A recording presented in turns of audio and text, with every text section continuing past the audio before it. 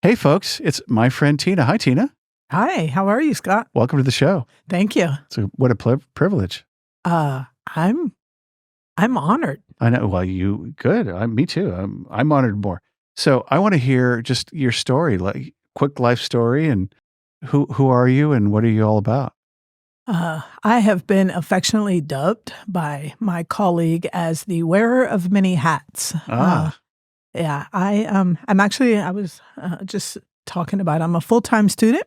mhm. I go to Cal Poly, and I'm expected to graduate with my bachelor's in May. Whoa, cool. Coming right up. Right? What are you studying? Business administration with the emphasis on new venture management. Whoa, good major. Yeah. Yeah. Let me see. I also am a co-owner with my husband, and we run a mobile car detailing business called Spot to Spot Mobile Detailing. Wow. You're in McKinleyville. You guys are amazing. Yeah. Yeah. Yeah. We've won a few awards, Hmm. kind of a little bit of recognition. Yeah. A lot. Yeah. Yeah. I know you guys are good. Thanks. Yeah. Legends up thereabouts. Yeah. Trying to. And so you've done a lot of work with human trafficking and other things too, which we'll get to. Mm-hmm. I do a lot of advocacy work here in Humboldt County. Mm-hmm. When I moved to Humboldt County about 10 years ago, I noticed that there was an issue. And so the way I came about doing some work and bringing events here is, I brought my dad. Moved up here to take care of my dad, and my dad was I'd bring him dinner, and he said, "Oh, just put my dinner over there on the table, and I'll get to it when I get back."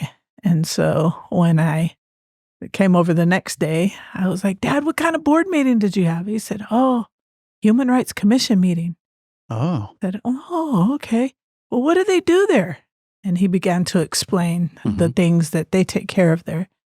And I said, "Dad, could I present human trafficking there?" And he said, "Do you think that's going on here?" I said, "Oh, absolutely." Totally. Yeah. And he was like, "Oh, yeah, that'd be the place." So to make a long story short, we organized the first human trafficking awareness event in front of the Human Rights Commission. Wow. At the courthouse, and it was well attended. And at that time, I kind of stayed in the background because one, we live in a small community. Right. Two, my father was Native and very well known in the community. And three, I wanted to keep his honor. Did he know my background and my history? Yeah, he did.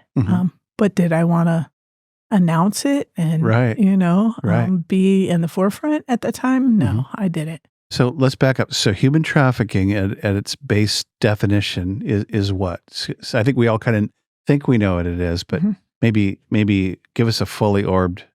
So have you seen the movie Tricked? Oh, have you seen the movie Taken? Oh, yeah. Okay. It's absolutely nothing like that. Okay. Yeah. You know that one movie? It's not like that. 9 times out of 10, human trafficking, the legal definition of human trafficking is force, fraud, or coercion, right? If there's a means to that and the force, fraud, or coercion has happened, then you could call it human trafficking. Okay. But 9 times out of 10, what has happened is it's somebody close to the family. It's someone who an individual has met online, or unfortunately here in Humboldt County, it's a family member who has begun to traffic that family member individual for their benefit. So traffic doesn't necessarily mean they send them overseas or they put them in a boxcar. That means they're coercing them to do fraudulent behavior or illegal behavior or against their will. Sexual behavior. Mostly sexual. And 9 times out of 10, it's not always against their will. They think that they're agreeing to it. But when they do that, it's because they're loyal. I always default to the Romeo pimp. There's many different kinds of traffickers, right? The Romeo pimp has wooed the individual into thinking that they're in love. And so they're doing this, I'm going to do this for a little while, right. So. And it's really serious. It's all serious, but it's super serious when it's a minor, right? Yes. Yeah. And what percentage are female? You know, unfortunately, the statistics are grossly underreported. And why do you think that is? Because it's secret. Well, there are just as many males being trafficked as there are females. And what happens is young men are, there's a taboo and there's shame attached to anybody identifying as a traffic victim, especially if you're male. Sure. Yeah. So you went before the commission, is that a county commission? Yes. Locally? And they're still in force? Yes. So what is it a monthly commission they meet meeting? it inside the chambers? At the county courthouse. Yeah. Gotcha. Are you active on that chamber or in that committee now? I don't sit on that board yet. I have so I like many. The yet there. I do sit on a board, but I don't sit on that board. I sit on a couple of boards, as a matter of fact, but not at that one yet. But I do collaborate with them a lot. Yeah. And you've spoken about this across the nation, right? Not across the nation, but I heard maybe Texas. Did Joni say you were in Texas at one point? I have went to Texas. That's a ways across the nation. That's halfway. Yeah.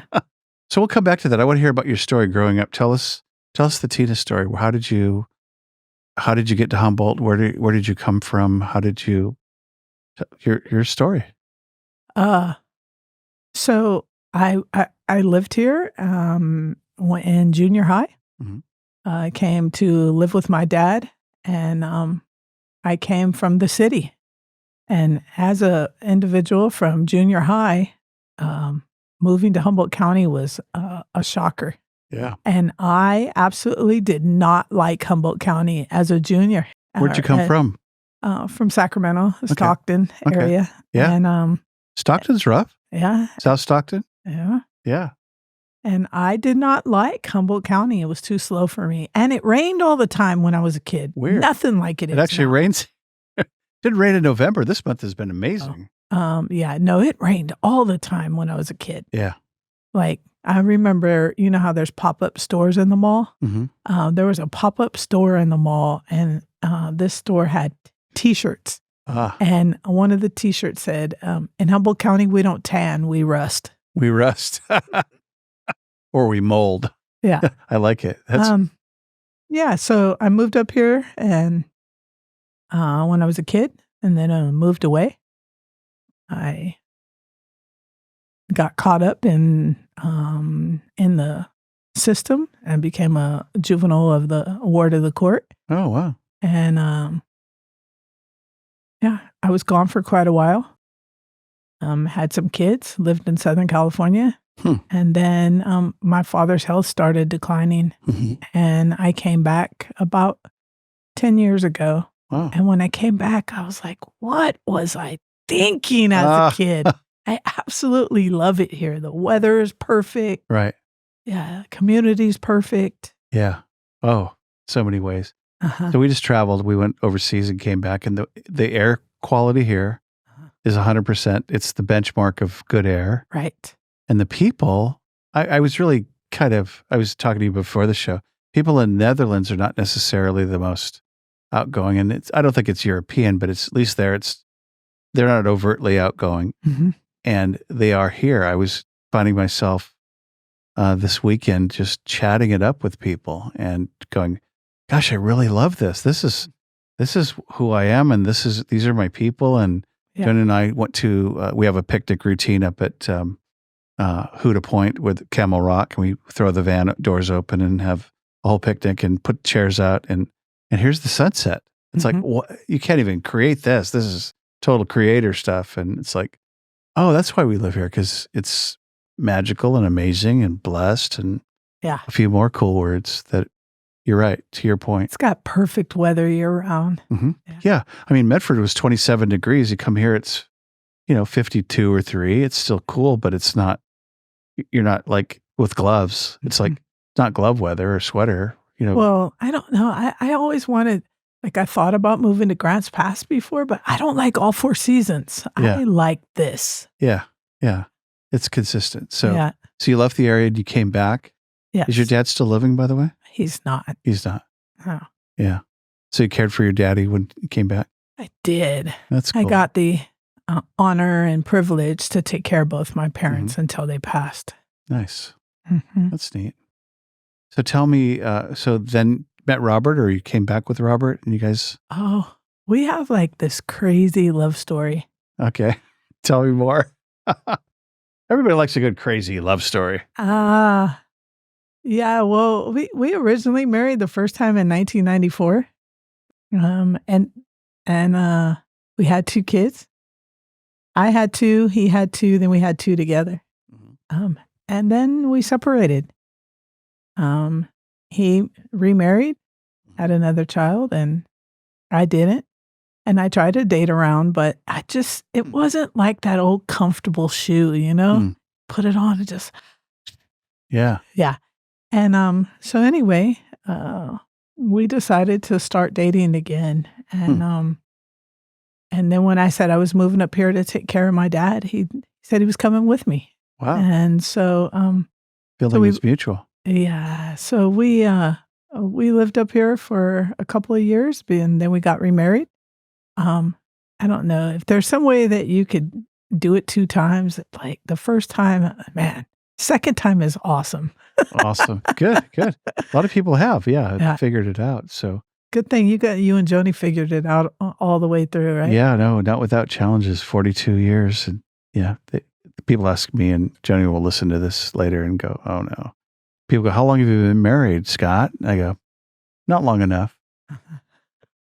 Joni goes, Stop that. Yeah. So, who? Joni's dad had 2 questions. So let me back up. So we have history together. We do. My wife and your wife. My wife, your wife.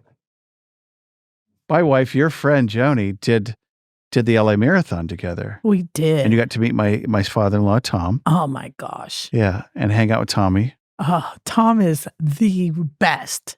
He's a cool dude. Yeah. Let's say he was a cool dude. I don't want to talk about, he's not on this earth, but he's a cool guy. Yeah, he's an amazing guy. A whole life of addiction and craziness. And, I always say he finished his football game very well, scored a lot of touchdowns. And he was a really key, integral part of Joni and her siblings' lives. And he touched you, and you guys finished the marathon together in a lot of pain. I understand. My foot hurt. Yeah. My foot hurt during that time. But he did he walk or run with you guys at the end? He did. Or through a bunch of it? Yeah, he was awesome. That's cool. When we pulled up, Joni and I, in the airport, he pulled up with the top down and and the music playing. I Love LA by Randy Newman. Absolutely. Yeah. And I was like, I bet you anybody who doesn't live in California, this is how they visualize California. Right. And he's like the dude. He was not pretentious. He had a crappy old Volvo, and here he is. It is Tommy. What are we doing? He'd take our kids, and hey, want to go to Trinidad? Yeah, let's go. And he'd leave, and I'd go. It takes me 8 years to plan that trip, and he would just like load up in the car and be gone. And he was Mr. Spontaneous. But he had 2 questions, and I'm going to ask you those questions. Are you ready? Yeah. Who are you, and what do you want? If you can identify those 2 things in your life, it tells a lot about you and your self-worth. So who are you? Well, today I am, I'm an inspirational speaker. I talk and train people on what human trafficking looks like. But most importantly, I think my secret sauce is I'm a connector. Like, oh, Scott, you need to meet this person. Yeah. Or this person, you need to meet Scott. Totally get it. And I am a people person, right? Yeah. And I'm all about community. I am all about being in nature and reconnecting to that. Yeah.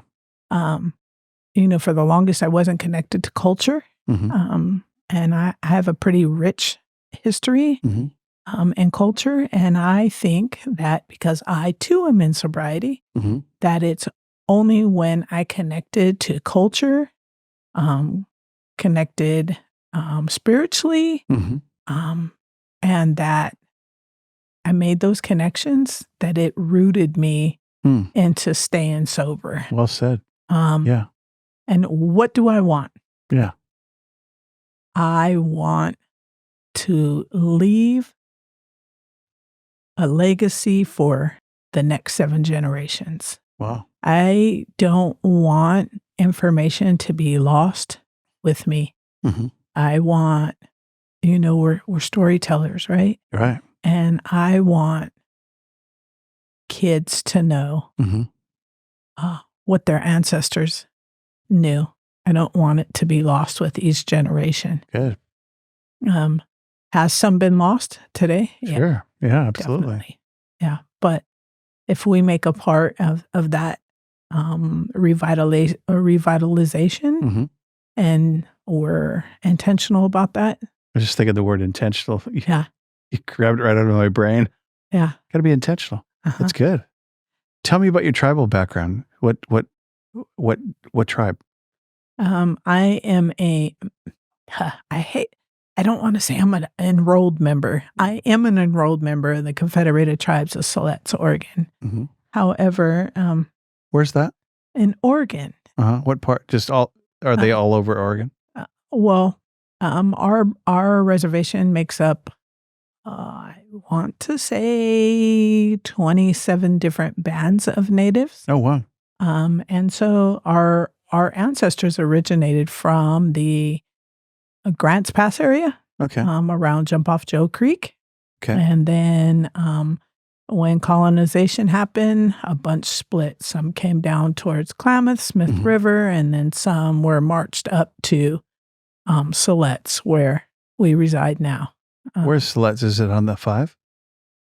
Well, you could get to it there, but it's actually, where Newport, Oregon is? Yeah, it's on the coast, inland. Yeah. It's inland from Newport. Okay. Yeah.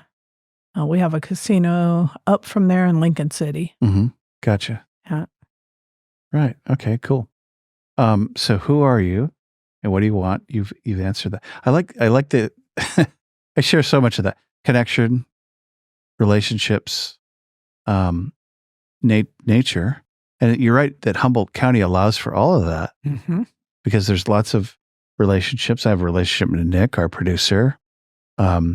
Connections. Hey, I want you to meet Tina. She's my friend. And he's Mr. Connection because he's got, 2 million podcasts. And so, and then if we want to, we go take a walk in the woods 5 minutes away. Sequoia Park's right there. And so we kind of got it all in Humboldt in so many ways, kind of bring that point home. And I realized that.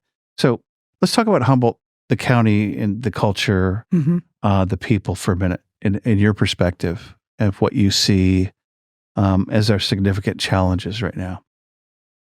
And human trafficking, let's just go back real quick to that, because I think I wanted to make a point. From the marijuana grow industry, is that primarily where you saw the initial human trafficking that you... No, not necessarily. Okay, so I didn't. That's my assumption. So no, I didn't. So just in general? Yeah. I don't want to bash the cannabis industry because there are some people that are doing it right. Yeah. They got it right. Right. Yeah. But of course, just like everything in the world, there are some people that give the legal cannabis industry a bad name. Absolutely. Right? Yeah. Is it happening like that with those people that are giving them a bad name? Yeah, it is. Sure. I've had calls from the hotline where people have said that, they were up on the hill and, X, Y, and Z happened to them. Wow. Is human trafficking happening right here in Humboldt County? Absolutely. Is it only in the cannabis industry? Absolutely not. Gotcha. Okay. That's good. I wanted to retract that and revisit that. So what do you see as the challenges for our county? The biggest regarding human trafficking? Anything, including. Well, let's see. Now I'm a business student. Let's not talk about the challenges. Let's talk about the opportunity. We'll get there. We'll go there next. You got to have one before the other, right? Or maybe not. The challenges are, of course, we're rural. Transportation in and out of Humboldt County is difficult. when it comes to human trafficking, our biggest barrier and the biggest problem we have is that we don't have specific beds for individuals who are being trafficked. Wow. We have other organizations that have beds, but they're not conducive to just trafficked individuals. Oh. There's somebody right now who is thinking about moving forward with the process of opening a safe house. And so we hope that becomes a thing. But we have a couple people that volunteer to provide beds occasionally, but we don't have a program. Most of the time, well, always, if I find a bed for somebody, is out of the county and a lot of times out of the state. So housing crisis again, but on a different level. Yes. So what kind of beds are there out there than just maybe a homeless family but not necessarily trafficked? If you could find a bed, where would it be? Would it be specifically toward the homeless population? Well, we have North Coast rape crisis. We have Humboldt domestic violence. We have, of course, Betty Chen. We've got the Mission. We've got a lot of beds. Yeah. Right. But none of them are conducive. However, we do have some people that'll say they'll put a bed aside just for a trafficked individual. But in an ideal world, we want a program for those individuals that can help them get back to being a productive member of society, Because the needs are specific. Yeah. Okay. Down to your question, opportunities. So the challenges are there. What are the opportunities that you see in Humboldt? I think that Humboldt shouldn't look at the barriers, but look at where can they spearhead entrepreneurship, because I think that Humboldt County is ripe for entrepreneurship and people who can start something with a passion. There's been many successful businesses here in Humboldt County that have started just with somebody who had a passion. Yeah. Oh, could count them. So I was in advertising, so I would call on a lot of those businesses for advertising back in the day. Remember the newspaper thing? There was a thing called a newspaper? Or a real radio station that you could tune in. Yeah, those things. So back in the day, and a lot of older businesses now started with that entrepreneurial small scale. I mean, Eureka Natural Foods was in a little just a little building in Eureka, and now it's 2 locations and amazing. So so what do you see for our future? What from your perspective? So entrepreneurial enterprise and people growing businesses and jobs and homes and families. What beyond that do you want to see? I don't know if I per se what I want to see, but I think that if people are going to be productive in Humboldt County and be successful, that I see technology as a thing that individuals in Humboldt County are going to need to embrace, regardless of what that looks like, because it's here. And so it can be a bad thing or a good thing. Right. And if you embrace it and learn about it, then I think that technology is probably the next pivotal thing in Humboldt County. Right. Yeah, no, because we're so far away. We really haven't even talked about the medical gap that we have, in terms of care. There's 5 neurologists, I understood. Now there's 1 in the whole county. I'm going, what? That can't be good. So you're out there making a difference. How do we help you locally or not locally with human traffic awareness and how we can take part as friends, but also what would we look for? If we were hanging out and I knew that Nick was being trafficked, what would be the signs? It'd be tougher maybe with a dude. I don't know, but what? Well, first, let me say this. This is my disclaimer. What I tell you that it looks like today could change tomorrow. Sure. trafficking is just like technology. It's ever changing. The first thing that I would say that you would look for in young individuals is do they have more than one phone that parents didn't provide? Are they sleepy at school? Are they hanging around with older people? Are they protective of the older boyfriend? Unable to answer the validity of new tattoos? And trips or absence. Trips that are unexplained. Yeah. Just absence without AWOL, if you will. Yeah. Okay. Those are good. So that's young people. How about people, I don't know our age, if that's fair, but how about older than teens or young adults? What would you look for there? Except for minus the school, there's a lot of things. Are they able to keep their own money? Do they have possession of their own ID or Social Security cards? A lot of times traffickers will move individuals from point A to point B, and that's a lot of times different states. Do they not know where they are, where they come from? Unable to answer you direct questions. I saw that at SFO at the airport. It was, is someone holding your ID for you or your Social Security card or your driver's license? I thought, oh, okay. That's kind of ties in with what you're saying. Yeah. Somebody in possession of your ID. Yeah, that would be. It's a control tactic. That'd be a red flag, huh? Yeah. Okay. So how do we help in your quest and your mission and your job in making a difference?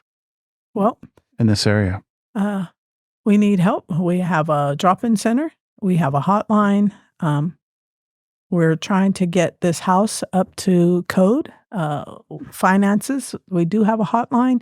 If you know somebody or you think that you know somebody who's being trafficked, the hotline here in Humboldt County is 707-599-1415. You can call that. Say it again, 707. 599-1415. And you can call that and have somebody that you think is being trafficked call that, or you can call it if you think you know somebody who's being trafficked. And also, we take financial donations, and you can mail those to 1032 Bay Street in Eureka and put attention EPI. It stands for Empower, Protect, and Invest. EPI. And is that Bay Street? Is that in like Faith Center Church, or is that? It is. That's where it's housed at. Okay. Yeah. So most people locally would know Faith straight up the street from here. Yeah. Actually. Okay. So Faith Center has that, and what? How about a website? We're on Facebook. Okay, it's that works. EPI. EPI. Yeah. Okay, I'll go check it out when we're done. That'd be good. Okay. Any parting shots? Anything you would want to talk about that we haven't, or bring forward? One of probably the best pieces of information I heard was from local law enforcement, and I like to pass it by. And that is, if you see something, say something. It may not be anything to you, but maybe if 5 other people have reported the same thing, then maybe they'll pay attention to it, right? See something, say something. Yeah. And with that, there's opportunity everywhere in Humboldt County in eradicating human trafficking. It's not all bliss. There is good stuff. Sure. And I'm sure you've seen some. That's awesome. Thanks for all you do there. What's it going to say on your tombstone? What do you want? What do you want them to engrave there? The connector. The connector. The connector. I love it. Well, hey, appreciate you, Tina. Appreciate your friendship, and thanks for being here. Thanks for that. And I'm going to try to get this up on cable TV as well, so people can. And if they want to get a hold of you personally, should they do that through the Facebook page? They can call that number, 707-599-1415. 599-1415. It's EPI. Yep. On Facebook. Yeah. Easy to find. All right. Bless you. Thank you. All right. Thank you. Appreciate you coming. All right. See ya.